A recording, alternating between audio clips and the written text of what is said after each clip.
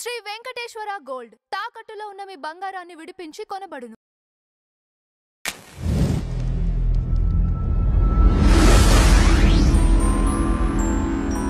గురుగారు ఇంకొకటి ఏంటంటే త్వరగా పెళ్లి కావాలంటే ఈ మధ్య కాలంలో కొంతమంది పెళ్ళిళ్ళంటేనే భయపడుతున్నారు. ఇంకోటి పెళ్లి గాని వాళ్ళు కూడా చాలా మంది ఉన్నారు.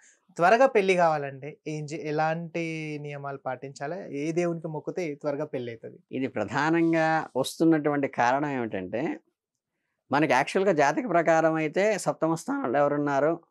సప్తమాధిపతి ఎవరున్నాడు? సప్తమాధిపతి సొంత ఇంట్లో ఉన్నాడా? లేకపోతే నీచిలో పడ్డాడా? ఇవి చూసుకోవటం. సప్తమాధిపతిని ఎవరు చూస్తున్నారు? సప్తమ స్థానాన్ని ఎవరు చూస్తున్నారు? సప్తమ స్థానం ఈ శని 2 ఏళ్లలో వచ్చిందా? ఇవి కంపారిటివ్‌గా చూసుకొని లేట్ మ్యారేజ్ అని చెప్తాం. కానీ ఇప్పుడు లేట్ మ్యారేజ్ కావటానికి గ్రహాల ప్రభావం కాదు. మనకున్నటువంటి పూర్వం ఏంటంటే అసలు మాకు కాలంలో అష్టవర్షాద్ భవేత్ కన్య అని శాస్త్రంలో అయితే, అంటే ఇప్పుడు చెబితే బాగోదేమో కానీ, అమ్మాయికి 8 ఏళ్లకి అబ్బాయికి 13 ఏళ్లకి ఉపనయనం చేయంగానే వివాహం అప్పుడు చేసేవాళ్ళు. 8, 11 ఏళ్ళకి 8కి 13 ఏళ్ళకి వివాహం చేసి, ఆ అమ్మాయి ఎక్కడ ఉంటుందంటే పుట్టింట్లో ఉంటుంది. అబ్బాయి అమ్మ నాన్న దగ్గర చదువుకుంటుంటాడు గురుకులంలో. వీళ్ళకి మళ్ళీ 18 ఏళ్ళు నిండిన తర్వాత అప్పుడు కాపురానికి పంపించేవాళ్ళు. అంటే చిన్నప్పుడు బాల్య వివాహాలు ఉన్న రోజుల్లో 8 ఏళ్ల అమ్మాయికి 13 ఏళ్ల అబ్బాయికి పెళ్లి చేసి, వాళ్ళింటో ఆయన ఉంటాడు, వీళ్ళింటో కాపురాన్ని పంపించడానికి సపరేట్ ముహూర్తం పెట్టి పంపిస్తారు. ఇది 18 ఇయర్స్ దాటిన తర్వాత. ఇది ఎందుకు చేసేవాళ్ళంటే, ఈ 13 ఇయర్స్ నుంచి 19 ఇయర్స్ దాకా టీనేజ్లో అందరికీ కూడా చాంచల్యం అనేది వస్తుంది. ఈ మనోచాంచల్యం కలిగినప్పుడు వీళ్ళు ఏదన్నా శారీరకమైనటువంటి మార్పుల వల్ల ఏదన్నా భావజాలం వచ్చినప్పుడు, ఆ అమ్మాయి ఆల్రెడీ భర్తను డిసైడ్ చేశారు కాబట్టి ఆ అబ్బాయి గురించి ఆలోచిస్తుంది, కనిపించిన ప్రతి మగవాడి గురించి ఆలోచించకుండా. ఆ అబ్బాయి అటువంటి భావజాలం ఏదైనా వచ్చినప్పుడు, నా భార్య కదా 18 ఏళ్ళ నా దగ్గరికి వస్తుంది కదా అని ఆ అమ్మాయి గురించే ఆలోచిస్తాడు. ఈ ఈ చెడు భావన అంతా కూడా ముందు నుంచే ఫిక్స్ అయిపోవటం వల్ల ఒకళ్ళనొకళ్ళు ఆ భావనతో ఆలోచించాడు, కామికంగా ఆలోచించేటప్పుడు వాళ్ళ గురించే ఆలోచిస్తారు. అలా ఆలోచించినప్పుడు కూడా, అరే అమ్మాయిని చూడాలనిపిస్తుందంటే వీళ్ళకి కాసేపు మీ మామగారింటికి వెళ్ళిరారా అని పంపించేవాళ్ళు. కానీ కాపురానికి పంపించేవాళ్ళు కదా. కాపురానికి పంపించడం అంటే శారీరకంగా ఇద్దరు దృఢపడిన తర్వాత 18 ఏళ్ళు 20 ఏళ్ళు వచ్చిన తర్వాత పంపించేవాళ్ళు. అప్పటిదాకా ఈవిడ నా భార్య, ఈయన నా భర్త అనేది ఫిక్స్ అయిపోయి ఉంటుంది. మనలాగా అంటే అది అనకూడదు కానీ మానసిక వ్యభిచారం అంతా చేసేసేసి, అంటే కనిపించిన ప్రతి పెళ్లి చూపుల్లోనూ ప్రతి అమ్మాయిని మనం వేరే భావంతో ఆలోచించుకుని ఇవన్నీ చేసేసి తర్వాత ఎప్పుడో ఒక అమ్మాయిని సెలెక్ట్ చేసుకుని 50 పెళ్లి చూపులు అయిన తర్వాత అప్పుడు చేసుకోవటం కాకుండా ఆ నిష్ఠ అనేది, ధార్మిక నిష్ఠ అనేది ఉండేది. రెండోది ఏంటంటే, అప్పుడు అలా చేయటంలో బెనిఫిట్ ఏమయ్యేదంటే, మనకి ఆ చిన్న వయసులో ఏంటంటే అమ్మ ఏం చెప్పినా చేయటం, నాన్నగారు ఏం చెప్పినా చేయటం, బాబాయ్ ఏం చెప్పినా చేయటం, మేనమామ ఏం చెప్పినా చేయటం, ఇవి మనకి ఆ వయసులో మనం కూడా చేసాం. 12, 13 ఏళ్ల వయసులో, నాన్న తీసుకురా, కానీ ఇది కొంచెం పాల ప్యాకెట్ తీసుకురారా, నాన్న వెళ్ళి అక్కడికి వెళ్ళి ఇది కట్టిరారా, లేకపోతే ఇక్కడికి వెళ్ళి వాళ్ళ ఇంట్లో అది ఇచ్చిరారా అన్న అంటే చేస్తుండేవాళ్ళం. ఆ టైంలో మీకు ఎవరన్నా పక్కింట్లో కానీ, నైబర్స్లో కానీ, ఎదురింట్లో కానీ మనకి ఫ్రెండ్స్ సర్కిల్ ఉంటే మనం ఏం చేసేవాళ్ళంటే, వాళ్ళ మామయ్య గారు అత్తయ్య గారిని పిలుస్తూ, ఇప్పటికీ వాళ్ళతో అటాచ్మెంట్ మనకు అలాగే ఉంది. ఆ సమయంలో మన నైబర్స్ ఎవరైతే ఉన్నారో ఆ అంకుల్స్ ఆంటీస్ అందరితో కూడా ఆ రిలేషన్ ఉంది. అంటే అప్పుడు మనం ఎదుటి వాళ్ళని గౌరవించడం అనే టెండెన్సీలో ఉంటాం. అప్పుడు వీళ్ళకి అత్తగారు మామగారు డిసైడ్ కావడం వల్ల అమ్మతో ఎలా ఉంటారో అత్తగారితో అలాగే ఉంటారు. నాన్నతో ఎలా గౌరవంగా మాట్లాడతారో మామయ్య గారితో కూడా అలాగే మాట్లాడడం అలవాటైపోతుంది.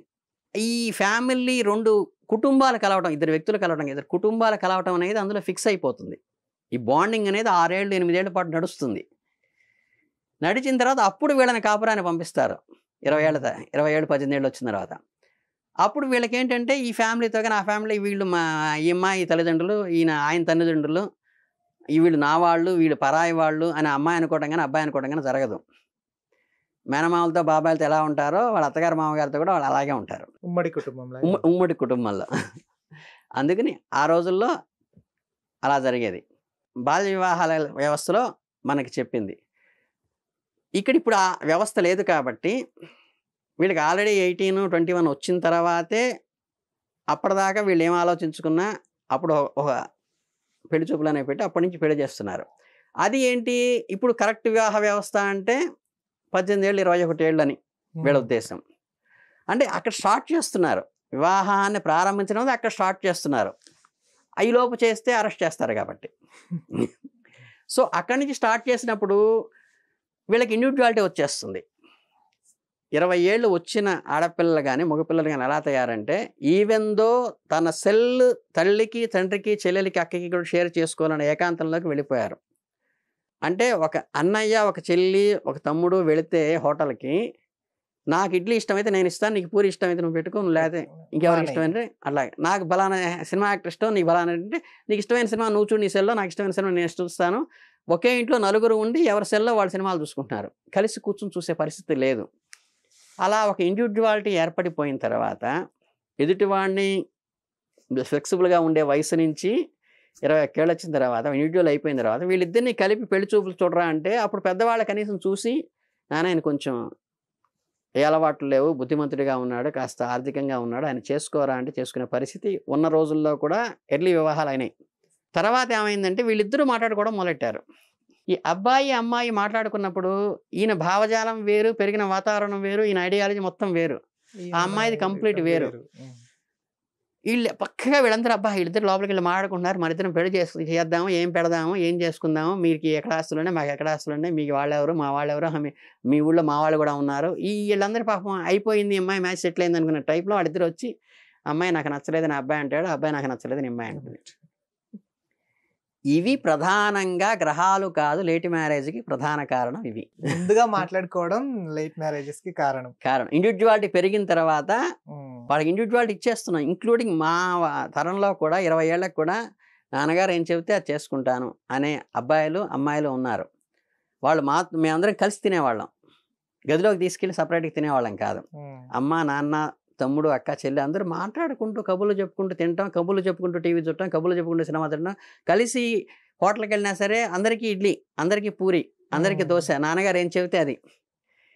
ఈ లక్షణాలు కనుక పెరుగుతున్న ఫ్యామిలీస్లో ఏ ఫ్యామిలీస్లో కూడా లేట్ మ్యారేజ్ అనేవి ఉండవు, త్వరగా మ్యారేజెస్ అవుతాయి. ఎందుకంటే ఎక్స్పీరియన్స్డ్ పీపుల్ ఈ తల్లిదండ్రులు, ఎక్స్పీరియన్స్డ్ పీపుల్ ఆ తల్లిదండ్రులు, వాళ్ళు నిర్ణయం తీసుకుంటారు ఇది కరెక్టా కాదా, ఆ అబ్బాయి ఫ్యామిలీ మంచిదా కాదా, అమ్మాయి ఫ్యామిలీ మంచిదా కాదా, అమ్మాయి పరిస్థితి ఏంటి, ఏం చదువుకుంది, అబ్బాయి ఏం చదువుకున్నాడు, వాటి స్టేటస్ ఏంటి, ఎట్లా డెవలప్ అవుతారు అనేది వాళ్ళు ఆలోచిస్తారు. అప్పుడు పర్ఫెక్ట్గా వాళ్ళు చెప్పింది కనుక కళ్ళు మూసుకుని చేసుకునేటువంటి పిల్లల తరం కనుక వాళ్ళ ఇంట్లో ఉంటే లేట్ మ్యారేజ్ అని అయ్యే అవకాశమే లేదు. అర్థమైందా? ఇది లౌకికమైన దాన్ని తీసుకొచ్చి మా వాళ్ళందరూ నాలాగే యూట్యూబ్లో చెప్పేవాళ్ళందరూ దీని జాతకానికి ముడిపెట్టి 20,000, 30,000, 40,000, 50,000, ₹1,00,000 ఎన్ని లక్షలు ఖర్చు పెడితే మాత్రం వాడు మనస్తత్వం మారుతుంది? మారదు. కనుక ఏంటంటే జాతకంలో నిజంగా సప్తమ స్థానంలో దోషం ఉంటే, సప్తమాధిపతి దోషంలో ఉంటే, సప్తమాధిపతి నీచబడి ఉంటే, ఈ శని స్థానంలో వీళ్ళుంటే, కుజుడు శుక్రుడు బాగోలేకపోతే వాళ్ళకి రేరెస్ట్ 100 జాతకాల్లో ఒక 5 జాతకాలు 10 జాతకాలు అలాంటివి ఉంటాయి.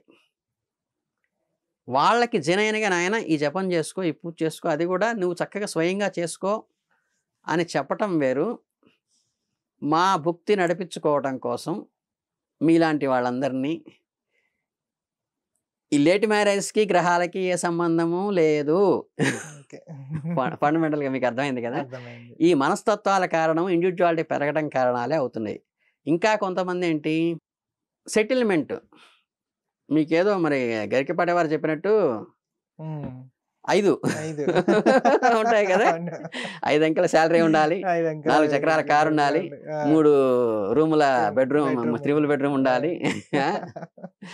అలా ఇవన్నీ ఏంటంటే నేను సింగిల్గా ఉండాలి, ఇంకెవరితో సంబంధం లేదు అంటే ఇటు పక్కన వాళ్ళకి అటు పక్కన వాళ్ళు ఇద్దరు, వీడికి తలనొప్పి వచ్చినా ఆవిడికి తలనొప్పి వచ్చినా ఈయన వేరే షెడ్యూల్ కాల్లో ఉంటాడు సాఫ్ట్వేర్లో, ఆయన వేరే షెడ్యూల్లో ఉంటుంది, ఆయన మళ్ళీ ఆయన కాల్ అయ్యి వచ్చేసరికి ఈవిడ ఒకతే ఎవరూ లేని అనాథల్లాగా బతుకుతున్నారు భార్యాభర్తలు. అది కరెక్ట్ కాదు. కనుక ఏంటంటే మనస్తత్వాలు మార్చుకోండి, పిల్లల్ని మార్చుకోండి. అమ్మా నాన్న వినేట్టుగా పిల్లల్ని గదుల్లోకి వెళ్ళి తలుపులు వేసుకునే పరిస్థితి కాకుండా మనతో తిని మనతో మాట్లాడుతూ మనతో కష్టం కానీ సుఖం కానీ కల్చరల్ యాక్టివిటీస్ కానీ ఆహారం కానీ మనతో షేర్ చేసుకునే పిల్లల్ని మీరు పెంచితే మీకు ఈ ఆలస్య వివాహాల దోషం ఏమీ రాదు. శాస్త్రంలో ఉన్నది ఏంటంటే చెప్పాలి కాబట్టి చెప్తున్నాను, వాటికైతే అలా దోషాలు ఉన్నప్పుడు అవి ఆ గ్రహానికి రిలేటెడ్గా ఉన్నటువంటివి జపాలు చేసుకోవచ్చు. అవి కూడా పంతులు గారికి డబ్బులు ఇచ్చేసి నేను ఇంట్లో కూర్చుంటాను టీవీ చూస్తుంటే తిరగడం వినమంటే ఏ ఉపయోగం లేదు. ఆ అమ్మాయి కానీ ఆ అబ్బాయి కానీ ఆ ధాన్యాన్ని చేతిలో పట్టుకుని ఆ గ్రహ జపాన్ని వాళ్ళు స్వయంగా చేసుకోవాలి. వాళ్ళకి నోరు తిరిగిన పరిస్థితి ఉంటే పంతులు గారు ఆయనకి సంకల్పం చెప్పి ఆచమనేసిన దగ్గర నుంచి ఆ 3 గంటలు ఆ పంతులు గారి దగ్గరే కూర్చుని ఆ జపం చేసినప్పుడు ధాన్యం చేతిలో పట్టుకుని అక్కడ కూర్చుని ఆయనకి దానం చేసి నమస్కారం పెట్టుకుంటేనే బెటర్ తప్పితే మీరు ఇళ్లల్లో పడుకుని చేస్తే కాదు. ఇంకా కాత్యాయని వ్రతం కానీ రుక్మిణీ కళ్యాణం కానీ ఇలాంటివి పారాయణ చేసినప్పుడు ఖచ్చితంగా గ్రహపరంగా ఏదన్నా దోషాలు ఉన్నప్పుడు మాత్రము కాత్యాయని వ్రతం కానీ రుక్మిణీ కళ్యాణం కానీ చేసుకుంటే తప్పనిసరిగా రెమెడీ వస్తుంది. వీళ్ళ మనస్తత్వం వల్ల చెడగొట్టుకుంటుంటే ప్రతి పెళ్ళిని ఆ రెమెడీ కాదు. కానీ నిజంగా అన్నీ వీళ్ళు చేసుకోవడానికి సర్వసిద్ధంగా ఉండి ఏ వంకలో పెట్టని వాళ్ళైతే నిజంగా దోషపూరితంగానే కేవలం ఆగి ఉంటే గనక రుక్మిణీ కళ్యాణం కానీ కాత్యాయని వ్రతం కానీ చేసుకుంటే అద్భుతంగా శీఘ్రంగా కళ్యాణం అవుతుంది. అందులో ఎటువంటి సందేహం లేదు. చాలా చక్కగా చెప్పారు గురువు గారు. Thank you.